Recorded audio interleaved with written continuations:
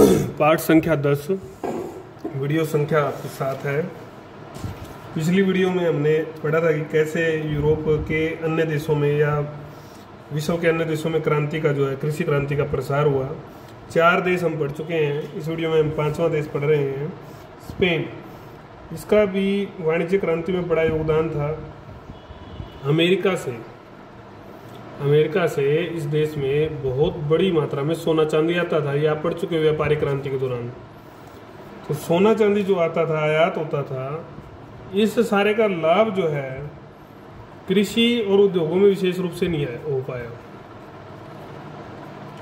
ये व्यापारिक देश ही रह गया, कृषि और उद्योग को ज़्यादा नहीं उठा पाया। इंग्लैंड पर निर्भरता थी, इसकी आवश्यकता है। इंग्लैंड पर निर्भर था ये देश स्पेन। कुछ एक बड़ी वादा वहाँ का जो जमीन थी वो थी, धरातल जो था उनका, वो जो था वो पर्वतों से घिरा हुआ था। विशेष रूप से पर्वतों में खेती करना जो है संभव नहीं था। पर्वतों से घिरा हुआ धरातल भी एक परेशानी का कारण था। चरागाहों की जो है ना वहाँ पर भरमार थी।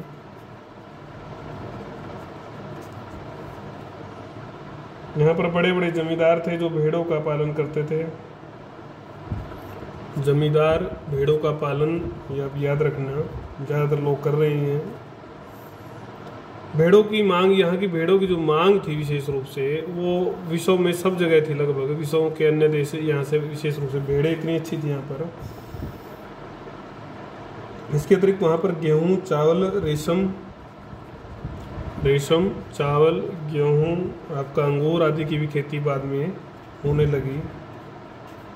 परंतु जो आधुनिक वैज्ञानिक अगर हम प्रणाली की बात करते हैं तो उसका जो विकास है वो 20वीं सदी में ही वहाँ पर हो पाया। मतलब ज़्यादा विशेष ये भाग नहीं ले पाया, कम ही हुआ, क्योंकि ये व्यापारिक देश ही ज़्यादा बना रहा और अपनी आवश्यकताओं की पूर्ति अन्य देशों से करता रहा शुरुआती दौर में। अब हम बात करेंगे आपके डेनमार्क की। इसने 19वीं सदी में जो है प्रणाली को अपनाया, आधुनिक को।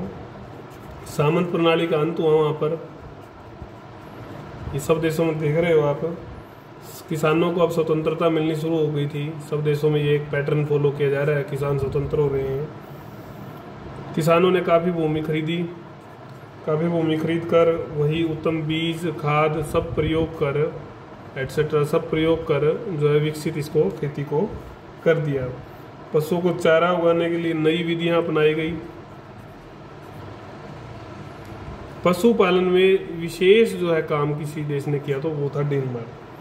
इसने गाय, सूअर, मुर्गी पर विशेष ध्यान दिया, इनका पालन किया। यहाँ से फिर इनके उत्पाद थे जो आपको पता है, दूध, आपका मांस, अंडे एटसेट्रा जो भी था, ये बहुत आगे निकल गया इस क्षेत्र में।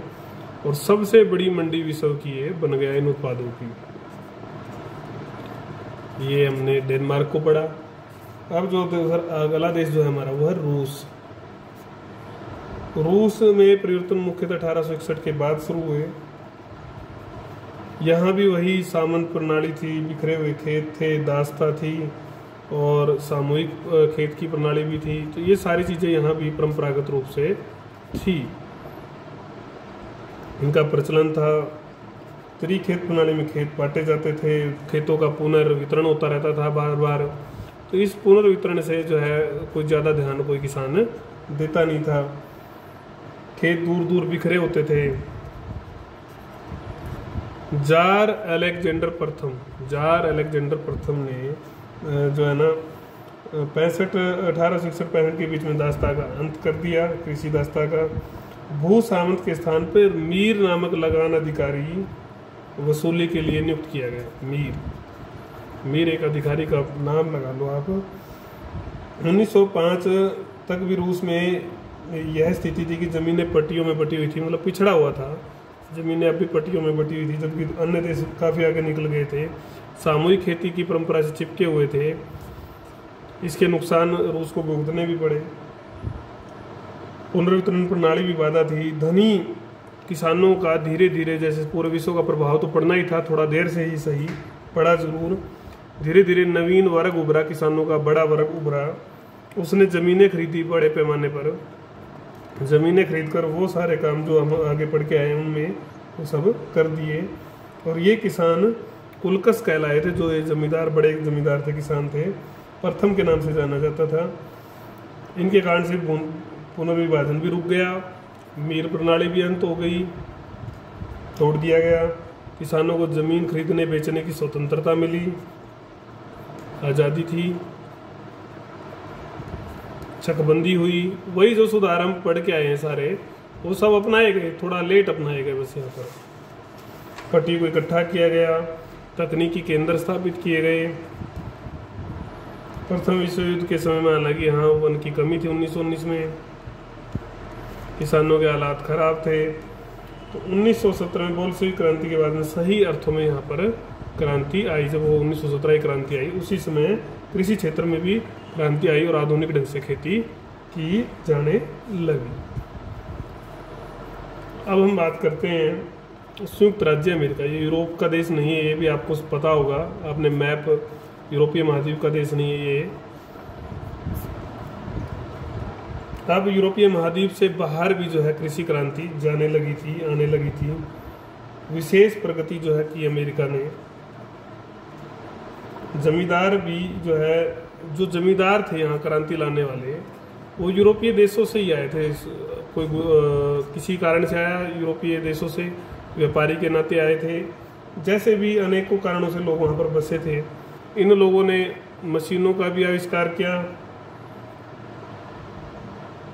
भारी वृद्धि की।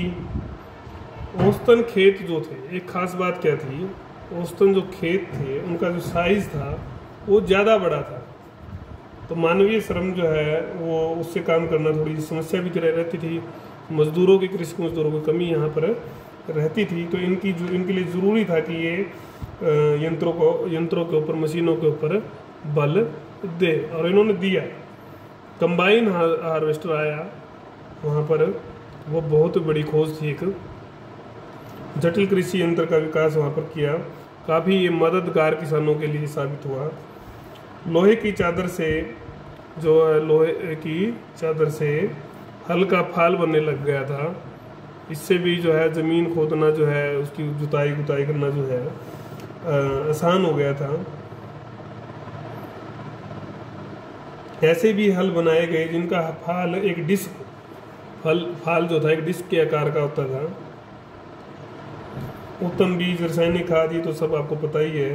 कुल मिलाकर मशीनीकरण और आधुनिकीकरण से जो 1830 से 80 के बीच अमेरिका के गेहूं के उत्पादन की अगर हम बात करते हैं, एक आंकड़ा उठा के देखें तो वो 5.5 गुना जो है वृद्धि वहाँ पर दर्ज की गई। जापान की हम बात करते हैं, परिवर्तन आने लगा। तोकुगावा काल में वहाँ पर नकदी फसलों, कपास, गेहूं की खेती शुरू हो गई थी। मेइजी पुनर्स्थापना 1868 के बाद सामंत अंत हो गया। वहाँ पर भी किसानों को भूमि का मालिक बनाया गया और सरकार द्वारा पश्चिमी देशों के सहयोग से क्रांति की दिशा में कदम उठाए गए। पहले वहाँ छोटे खेत थे, 1/4 लगान देना पड़ता था, इस प्रकार की कमियां थी। तो ज़मीन बेचकर लोग जो है, बहुत सारे लोग जिनके पास छोटे खेत थे, वो शहरों में मजदूर बन गए थे। दूसरी ओर अगर सफल जमींदारों की अगर हम बात करें, बड़े जमींदारों की बात करें, तो इन्होंने भूमि खरीद ली थी।